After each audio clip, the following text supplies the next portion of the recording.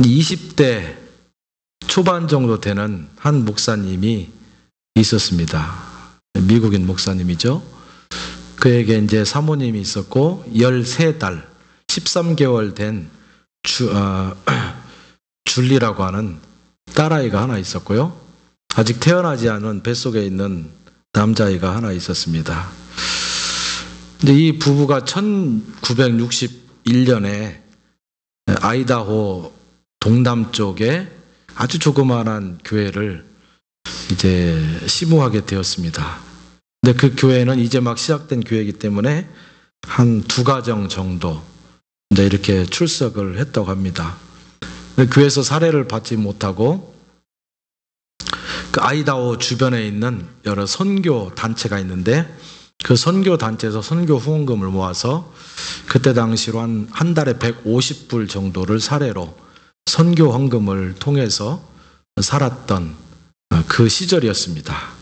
그러니까 이 가정은 경제적으로 굉장히 위기가 온 그런 상황 가운데 있었겠죠. 1960년대라고 하지만 150불 정도를 가지고 한 달을 살 수 있었는지 어쩌는지 잘 모르겠습니다. 어쨌든 최저 생활 생계비였다고 이렇게 얘기를 합니다.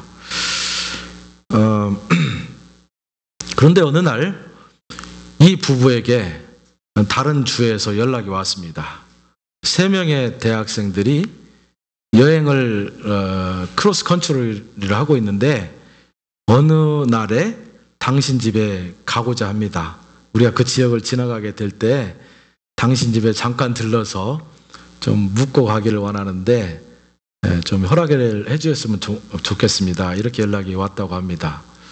그런데 그 대학생 3명 중에 2명을 이 목사님이 20대 초반이니까 이제 아는 사람이었습니다. 대학교 다녀서 알았는지 아니면 이 지역에 살면서 가까이 지낸 사람이었는지 잘 모르지만 알았기 때문에 알았습니다. 우리가 하루 정도 묵도록 그렇게 준비를 하겠습니다.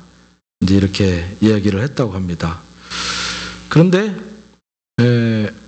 이 부부가 그 어려운 생활 가운데서 이제 남은 양식이 얼마큼 되는가 이제 한번 보았습니다.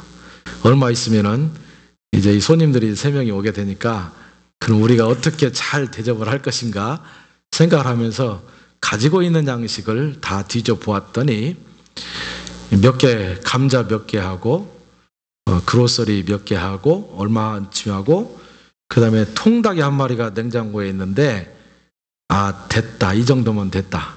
이 통닭은 이제 언제 먹을 거냐면 주일날 저녁 때 온 가족이 모여서 오랜만에 포식을 할 통닭이었습니다. 근데 이 두 부부가 생각하기를 이 통닭이 자기가 볼 때는 굉장히 큰 거예요.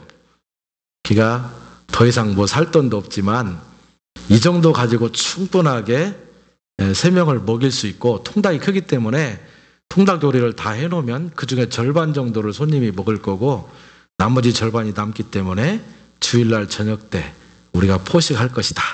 이렇게 계획을 세웠다고 합니다. 그런데 이제 계획한 날짜가 되어서 이 손님들이 찾아왔는데 주일이 오기 전에 3일 전에 찾아왔습니다. 이 손님들이 찾아왔을 때에 부산낙해 사모님이 음식을 준비하여서 이제 그것을 상에 올려놓았습니다. 그런데 놀라운 일이 벌어졌습니다. 통닭이 절반 정도 남을 줄 알았는데 이 젊은 대학생들이니까 이 식욕이 왕성하여서 저녁 식사를 다 끝나고 나서 이렇게 보니까 상위에 남은 것은 빈 접시 위에 통닭 한 마리의 뼈가 그대로 고스란히 깔끔하게 정리되어서 남아있는 것입니다. 근데 이 목사 부부는 그리스도인들을 대접하는 것, 물론 비그리스도인들을 대접하는 것도 중요한 원리겠지만 그리스도 안에서 한 형제 자매인 사람들을 도와주는 것이 하나님 앞에서 가장 좋은 일이다 생각하는 확신이 있기 때문에 너무 맛있게 먹었다는 것에 대해서 감사하고 기쁜 마음으로 이제 어쨌든 손님을 떠내보냈다고 합니다. 근데 손님들이 이 부부가 살던 아파트가 교회하고 이렇게 연결되어 있는 자그마한 아파트인데 거기서 어떻게 묵을 수도 없는 조그만 곳이었다고 그래요. 그러니까 저녁은 이제 그랬더니 먹었으니까 어디서 자든지 알아서 처리하겠다고 하고, 저녁을 먹자마자 얼마 되지 않아서 이 3명의 이제 손님들이 집을 떠났습니다. 방을 정리하고 있는데 그 목사님이 목회하고 있는 그 아이다호 남동쪽에서 얼마 떨어지지 않는 시골의 농장 지역에서 3명보다 엄청 더 많은 친구들이 느닷없이 집에 방문을 했습니다. 큰일 났습니다. 이제 여기저기 다 뒤져봐도 먹을 건 없고, 게러지에 가가지고 여기저기 구석구석 다 털어보니까 이제 찌끄러기 그로소리가 좀 남아있고 감자 몇 덩이가 남아있습니다. 그걸 다 쓸어 담아가지고 요리를 정성스럽게 해서 그들에게 주었습니다. 어쨌든 이 사람들도 그것을 싹쓸이하고 완전히 다 맛있게 먹어버리고 이제 돌아가려고 하는 순간이었습니다. 근데 돌아가기 전에 이분들이 하는 말이, 목사님, 사모님, 우리가 돌아가기 전에 목사님한테 뭔가 차에서 꺼내주고 싶은 것이 있어서 지금 말씀드리는데 잠깐 나와보시라고 하는 겁니다. 나가 보았더니 이 사람들이 계속 차에서 뭔가를 꺼내는데, 정확하게 이렇게 보니까요, 이 감자가 몇백 파운드 정도 되는 감자예요. 감자 꾸러미를 막 꺼내고요, 그 다음에 금방 그 농장에서 뽑아온 야채, 신선한 야채를 막 수북하게 꺼내고, 그 다음에 그 농장에서 기른 낳은 달걀을 4판을 꺼내고, 믿거나 말거나 얘기는 하지만 자기들이 크다고 생각되어져서 내놓았던 그 닭보다 더 큰 닭 4마리를 거기다 내놓는 것이었습니다. 예. 그래서 이 젊은 두 목사 부부에게 그것이 하나님이 자기에게 베풀어 주시는 준비된 음식이라고 하는 사실에 대해서 너무 기쁘게 생각하고 그걸 받아서 맛있게 오랫동안 먹었다고 하는 이야기입니다. 그런데 이 이야기를 목회를 하는 동안에 이분이 항상 어렵고 힘들 때마다 하나님께서는 준비하시고 공급하시고 때에 따라서 정확하게 주시는 그 하나님, 다시 말하면 감찰하시는 하나님이라고 하는 그 하나님에 대한 신뢰성을 가지고 평생 목회를 할 수 있도록 하는 중요한 시점이라고 고백을 합니다. 그때 당시에 뱃속에 있었던 그 남자아이가 태어나서 청년이 되어서 20대 초반이 되었을 때에 이 두 부부 목사가 장황한 편지를 썼습니다. 바로 이 이야기, 경제적으로 핍절하고 힘들고 어려울 때에 감사하는 마음으로 대접하고 또 하나님을 신뢰했더니 하나님께서 준비하셨던 것을 공급해서 내가 평생토록 목회를 하는데 지치지 아니하도록 하는 공급하시는, 감찰하시는 하나님을 믿게 하신 그분에 대한 이야기를 쭉 서술해 가지고 이 아들에게 편지를 보냈습니다. 이 아들이 편지를 읽을 때 20대 초반에 교회를 개척한 상태였습니다. 그 편지를 읽고 감격했습니다. 야, 하나님은 그런 분이시구나. 그래서 이 아들이 그 사실을 나도 그렇게 믿고 살아야 되겠다. 어렵고 힘들고 지치고 아무것도 보이지 않고 낭만 가운데 처하게 되었을 때에 나의 어려움을 들으시고 나의 어려움을 바라보시고 나를 감찰하시고 준비한 것을 공급하시는 바로 그 하나님 때문에 내가 목회하고 내가 세상을 살아가고 내가 감격하고 기뻐할 수 있는 것을 알까? 이것이 그분의 목회 철학이 되었습니다. 이분이 큰 훌륭한 목사님이 되어서 올 8월 달에 제가 1년에 한 번씩 그 리더십 서밋이 전 세계적으로 크게 열립니다. 근데 해마다 선라이즈 교회와 함께 리더십들과 함께 제가 그 리더십 서밋에 가는데 거기에 이틀 동안 강의를 하는데 그 중에 한 강사가 되어서 이 이야기를 간증하고 그 자기의 성공적인 인생을 얘기하는 것을 제가 들었습니다. 하나님께서는 우리 그리스도인들에게 경제적인 핍절함 가운데서 하나님을 의지하는 사람에게 공급해 주시는 은혜를 통해서 감찰하시는 하나님을 만나게 하신다는 것을 말씀을 통해서 우리에게 경험하게 하고 깨닫게 하고 들려주십니다. 뿐만 아니라 하나님께서는 우리의 다양한 고충을 감찰하셔서 그 상황 가운데 맞는 하나님의 준비하심을 통해서 우리를 위로하시고 우리와 함께 하신다라고 하는 사실들에 대해서 성경은 꾸준히 우리에게 말씀을 해주십니다.